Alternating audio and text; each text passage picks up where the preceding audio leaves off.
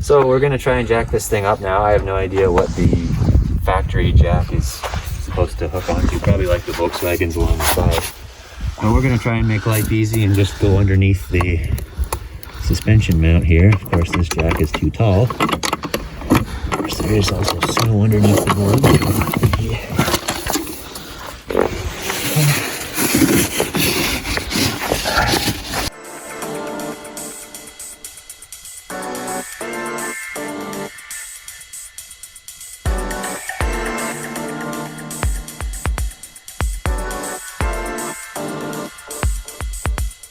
That's okay. Okay, so it's a 17 millimeter Socket, yeah. socket. It also has a little lock socket, which is like my There you go. my Cruise also has these. Security bit. Yeah.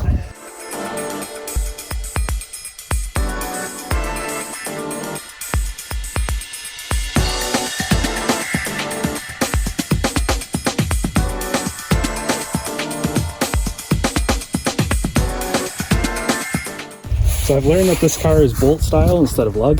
I don't know if you can see that. Yeah. So we'll be converting this to lugs because I hate this style.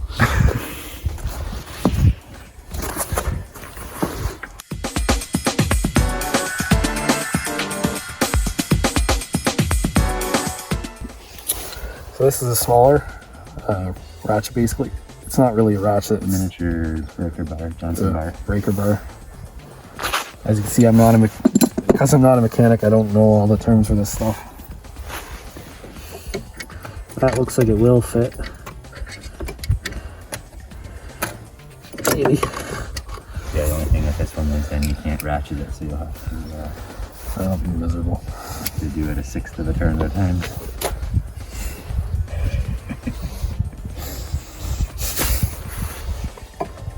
Whose idea was this? You guys knew to design the brakes like this. Is there a way I can get myself some extra torque? It's an extra what? Some extra torque. There we go. I can do it. Upper body strength is not the object. Of course, being able to see what you're doing would be helpful. Yes. And I cannot. So I'm actually not that bad with screwdrivers when I can see what I'm doing. But In cars, you gotta feel what you're doing. I'm no Dominic Toretto. You know what I mean?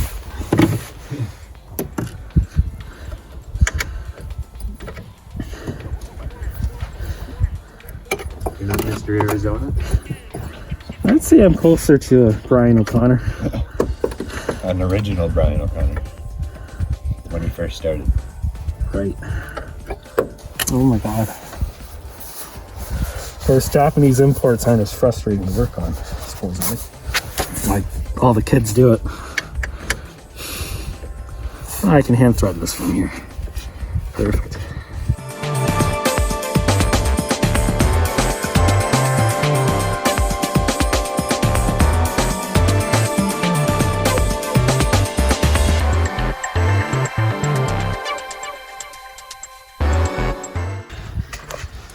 So again, this is our first experience with BMW products, so the calipers are a little different. It looks like the slide pins are basically the same, but there's some kind of a spring clamp on the front side here that I guess holds this end of the caliper in. So I don't want to bend it, but it should just pop out of here, I would think. I don't know if you're supposed to. Because if you start trying to move the caliper, that spring is holding us back. So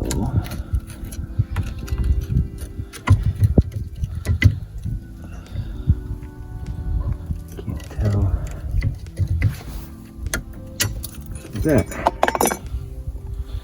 How much of a pain that'll be to put back in, I have no idea, but that, I guess, holds the inner part of the caliper in against the carrier. So now, should be able to just In reality, you're probably supposed to push the piston back a little bit first, but we don't know yet on these ones if the parking brake is in the caliper, same as the Volkswagens, in which case you have to turn it as you go back. You can't just shove the piston backwards. So after we get this off and take a look at it, then we'll figure out whether we have to get out the special tool for the caliper piston.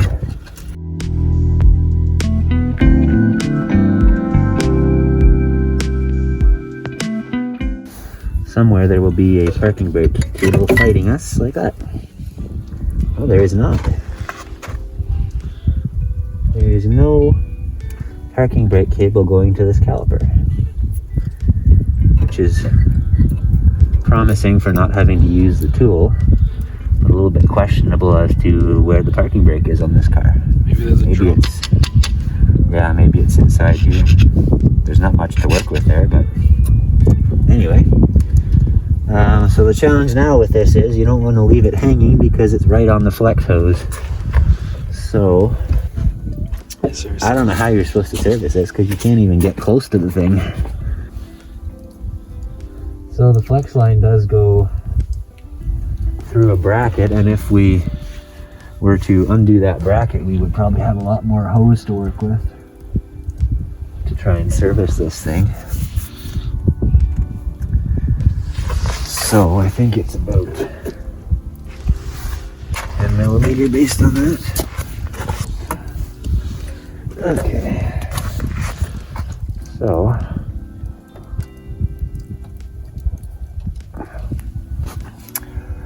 I don't know if you want to try and get the camera down there, but I'll try to get it down there so you guys can see what had to come out. Obviously, you can't see us do the process because we're looking.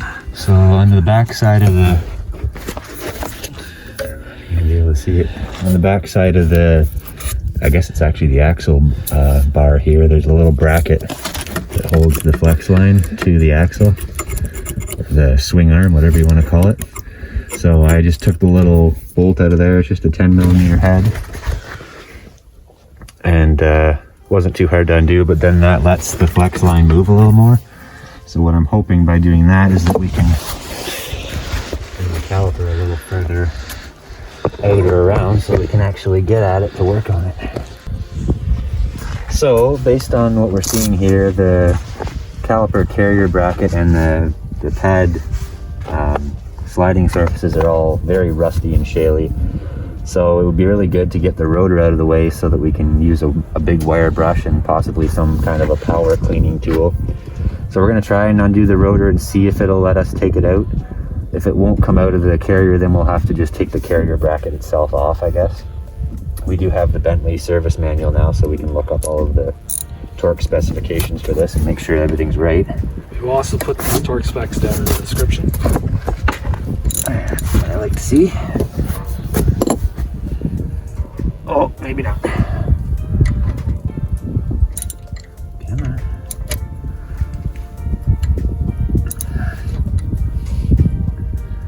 A very fancy version of the Volkswagen caliper screws, or rotor screws. So, oh, look at that. This rotor's relatively new, so I'm sure we'll have no issues with that. We're just gonna probably maybe wire brush it and put it back on pretty much. So, I don't know where the parking brake is on this car. Is it on the front wheels maybe? I can't imagine, but I don't see any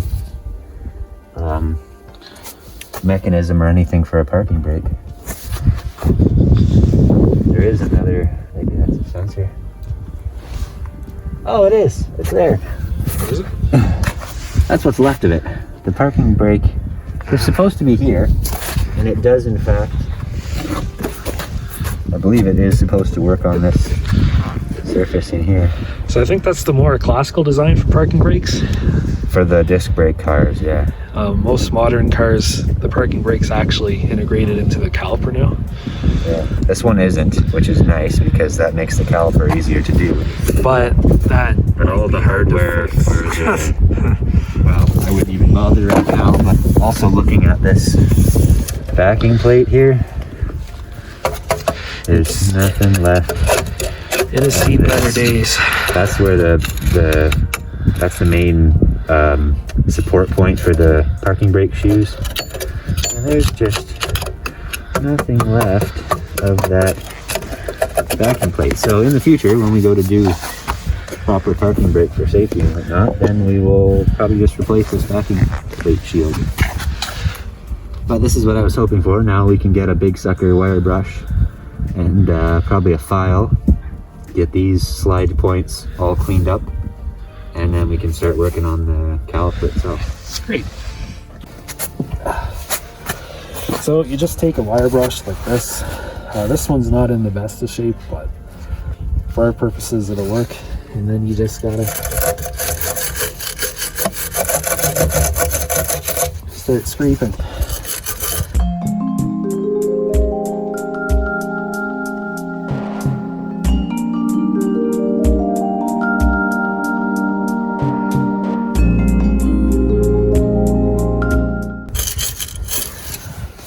Now obviously a new brush would work a little bit better, just because the bristles are they glide a bit easier than these ones. But as you can see, it's already been cleaned quite a bit, so there's already a flesh tail that is stuck on this carrier. And that's exactly what you want to see.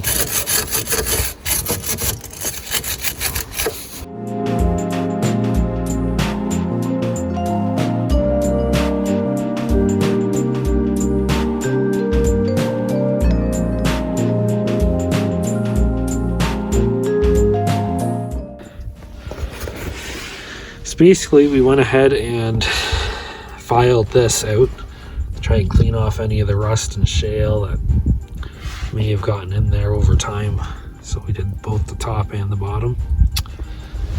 And now I'm going to try to get the pads out of the caliper, as you can see there. So let's see how this goes.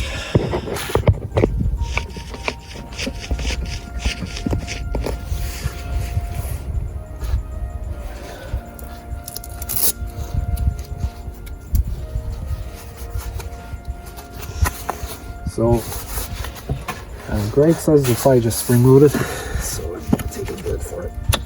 Yep, they are. They come out quite easily.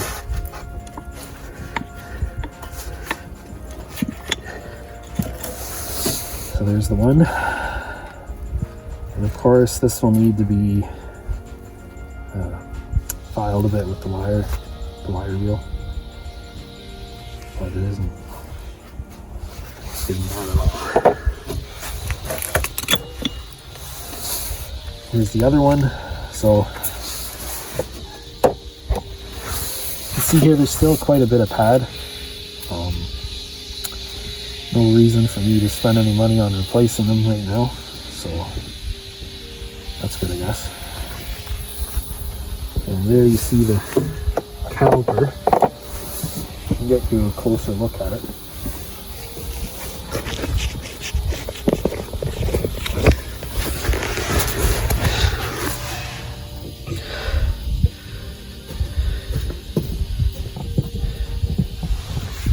So next we got to clean that up, and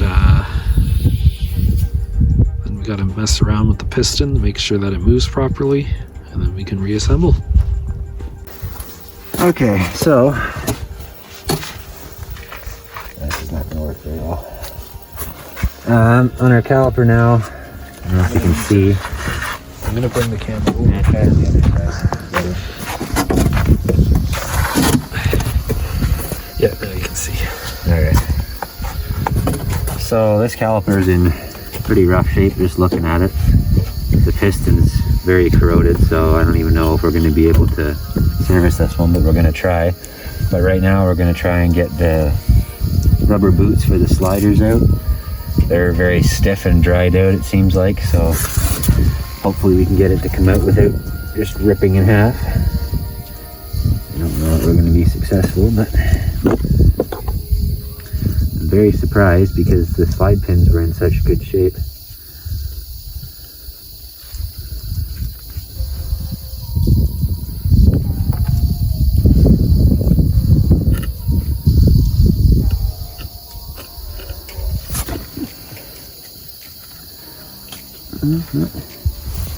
Not too bad, actually. But maybe what we'll try and do is warm these up a bit before we try and put them back in. But looking at the hole in the caliper, it's not too bad, but we'll get the cylindrical wire brush in the drill and try and clean it out, same as we did with the Jetta. Okay. So yeah, those aren't too bad. A little bit of wire wheeling and they'll be ready to go. So yeah, let's try and see if the piston will even move. If the piston sees, then that's our whole dragging problem. Okay, easy. Yeah, it's moving. One more. Okay, a little bit more, not quite a full.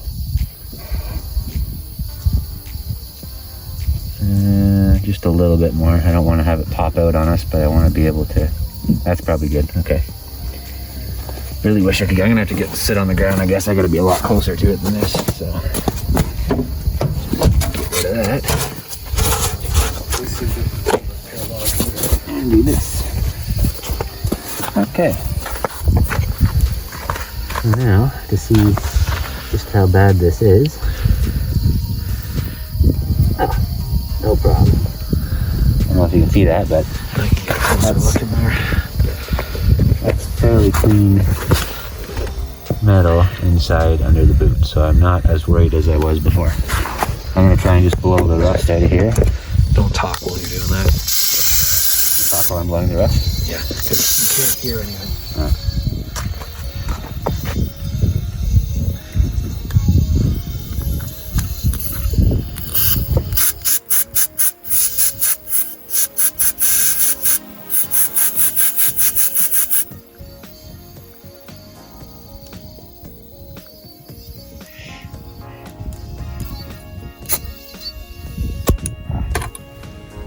Okay, so I'm feeling much better about this piston at least. Go around here and just chew the shale out of the groove because there's a ton of that.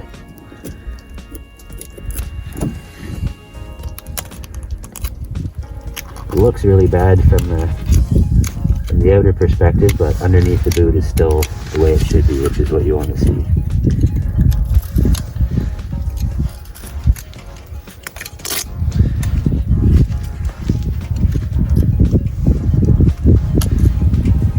Not quite doing its job as well down there.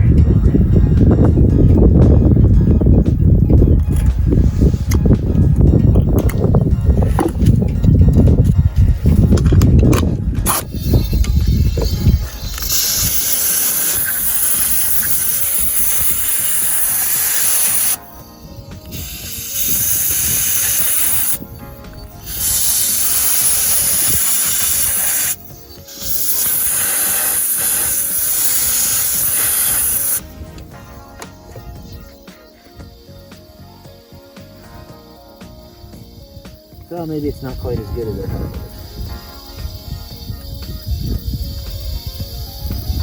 was. Probably still serviceable, so we'll give it a try.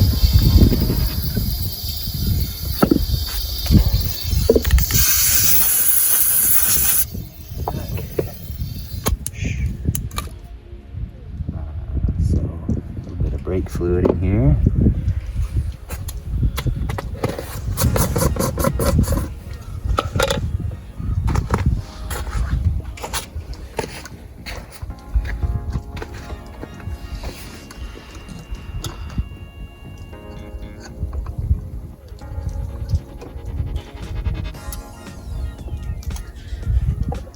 Again, as before on the Jetta, try not to get brake fluid on any painted surfaces you care about because it will eat the paint away.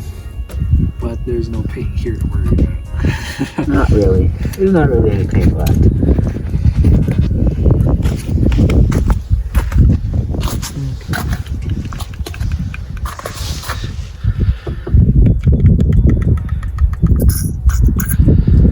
Okay, in this case I'm filling it right up because there is a bit of rust on the one side, so it's going to squeeze the excess out, which is perfectly fine.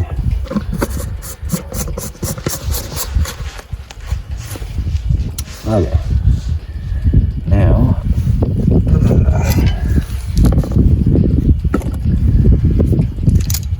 see if this is going to work.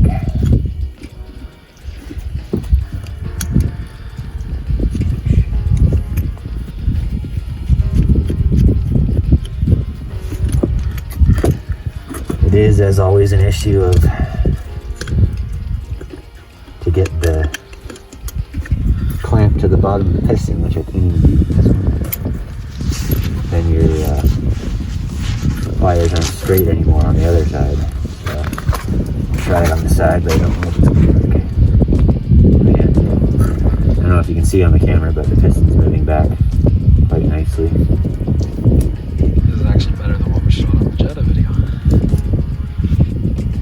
Well, whole different. Well, the tripod helps at the time. Yeah.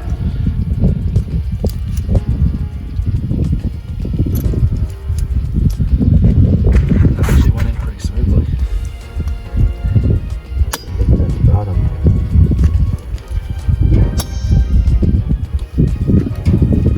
So go ahead and push it out again, I guess.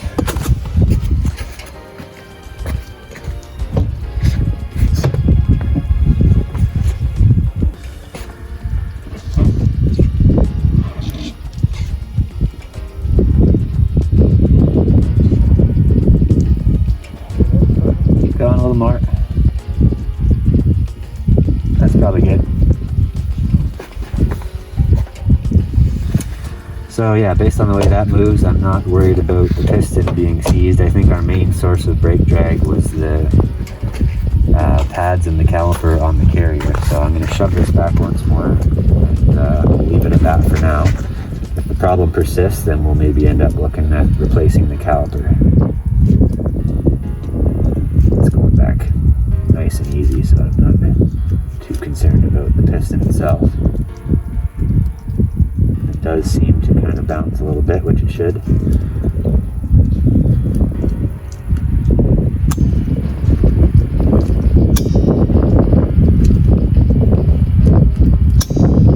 Okay, so piston is ready to go. We're going to take a short break here. I'm going to go grab the cylinder brush for the drill and we'll get the slide loops cleaned out.